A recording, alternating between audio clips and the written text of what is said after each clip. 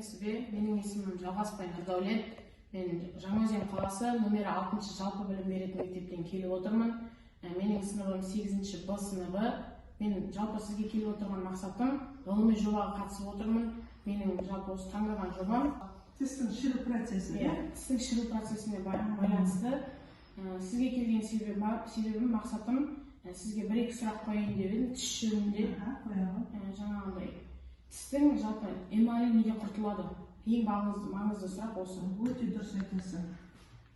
Вообще бір не беріп кетейін. Тіс бізде 32 тіс болады, бәрімізде уже постоянно жоқ. Тістің сыртын эмаль қаптап тұрады да. Дальше ішінде жаңағы осының дейін бар, цемент бар, сөйтіп кете береді. Тістің эмалі не үшін құртылады? Біз ауызды бірінші гигиенамыз дұрыс болмағанда, дұрыс жумағанда, мысалы күні бойы тамақпен қазақша тілде, простой түсінікті тілде түсіндірейін да. Күні бойы тамақ жейсіңіз, конфет жейсіңіз, сникерс жейсіңіз, шипстер жейсіңіз, бәрін жейсіңіз ғой. Сол кезде түнде сонымен ұйықтап қаламыз. Сосын түнде не болады? Ауызда pH дейді, среда, то есть орта болады да, кислая среда, щелочная среда. Ауыз жапқан кезде түнде ауызда бактериялар бар, сол уже базар ұқсап шулап уже идет процесс брожения, шіру процесі басталады да. Сол үшін мен сіздерге айтатын, кеште жататын, жуып жатуға ерінсеңіз, бір стакан суға бір жарты чайный ложка тұз салып жіберіп, шай жату керек. Шоколад тәттіден бұзылады дейміз ғой, но жей берім. Оған мен нете алмаймын, қарсы шыға алмаймын, бірақ жегеннен кейін жаңағы тәттілерді ауыздан алып тастады, потому что түнге қарай ол өзінің жұмысын жасап кетеді. Сосын аузымыз шіріп жүреді. Қандай процестер болады? Мысалда, бірінші жаңадан нүкте болып басталады. Мысалда, сосын оны сен білмей жүре бересің, ой, нүкте ғой деп. Нүкте эмаль мықты болады, нүкте болып тұра береді бірақ. Оның астында дейін солай ма, менің перчаткам сияқты жұмсақ, өзінің жұмысын жүргізе береді, уже жайлап жей береді. Сен оны білмейсің, вдруг тісің тәттіден алып бастайды. Ой, дейсің, тағы қала бересің. Дальше, одан ары қарай не болады? Тағы кішкене мұздайға алып бастайды уже. Ода да бір-екі кішкене алып қоясың. Сосын емдемесең не болады ары қарай? Түнімен ұйықтап жатқанда сағат 2-3-терде мама мен папаның мазасын аласың. Уже құлағың шаншиды, самайың шаншиды, мына жағың шаншиды. Уже тістің нервісіне тиді деген сөздер. Әпілдері болып кетесіңіз, нерв, мына жерде ішкі нервпен связаны. Анасы ішкі нервпен құлаққа, маңдайға, соны связаны да. Уже тіс пульпит деп айтылады.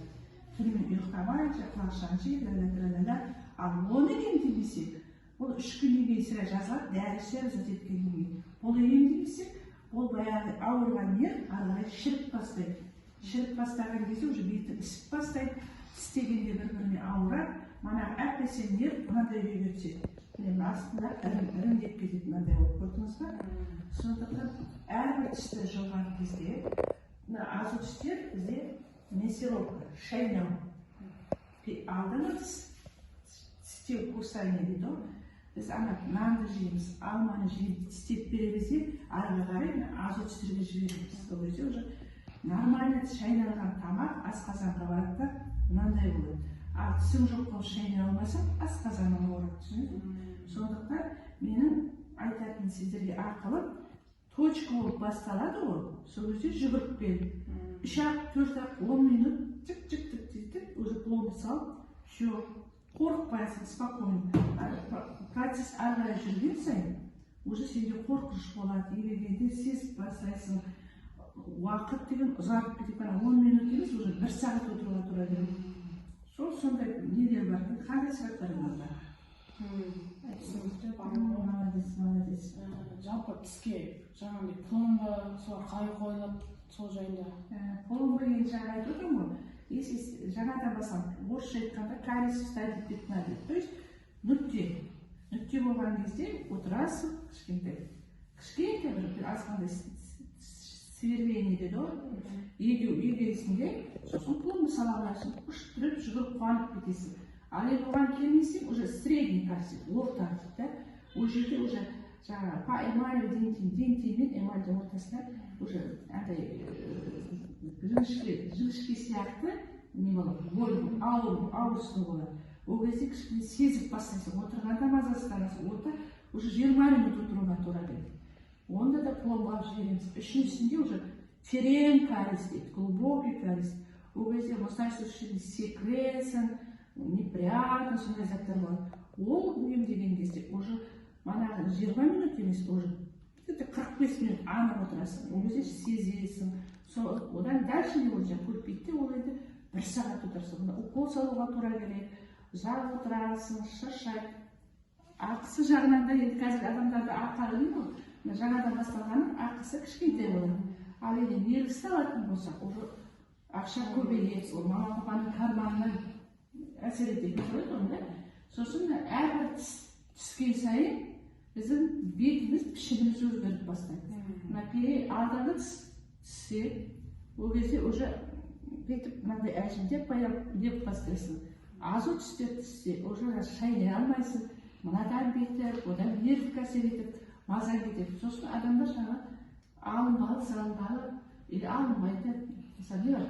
Алынбайтын протез, алынатын протез, керамика, наставление протез, или әртүрлі сондай бәлеге ұшырайды. Ол протезді бастады ма, ол протез салуды 10 жыл сайын ауыстырып, өмір бойы өткенше сол проблемамен жүре береді. Сондықтан сіздерге оңай несі, жаңадан басталып, точка басталғанын жүгіру, өзіңе де оңай, маған да оңай. Солай ма? Өте дұрыс. Сұрағым өте дұрыс. Жалпы айтыватсыз ғой, тісті дұрыс жуу керек деп, сол қалай тісті дұрыс жууға болады. Және де иіс, жағымсыз иіс қазір көп жастардың проблемасы сол ғой, жағымсыз иіс. Қалай жағымсыз иісті кетіруге болады, немесе тісті қалай дұрыстап жууға болады. Сол жайында өте орынды сұрақ. Академия тістер, осының жұмбасы, тістің мысалы бізде қазір былай жұмыс. Әр мысалы, мына тіс передний зуб, вертикальный движение, былай жуу керек, передний зуб. А мына жерде подметающий, сыпырып ұқсап жуу керек. Сосын азу тістердің ісін былай жуу керек. Әркім по оси зубов дейді, оси тістің оси бойынша нету керек. Тістің ішінде ешқандай лас заттар қалмау керек. Арасында тіспен бірге тілдігінде өзінің щеткалары болады. Тілді де тазалап тұру керек. Енді емделе бермесе, иіс қайдан шығады енді ол. Мына жерде тістен де шығады, но бізде иіс қайдан шығады? Мына тістің емделмей, витамин алмай, мысалы, витамин С, нехватка витамин жетпей қалған жерде десна қызыл ет, тісті ұстап тұрған қызыл ет кішкене асқырады. Оны гингивит деп айтады.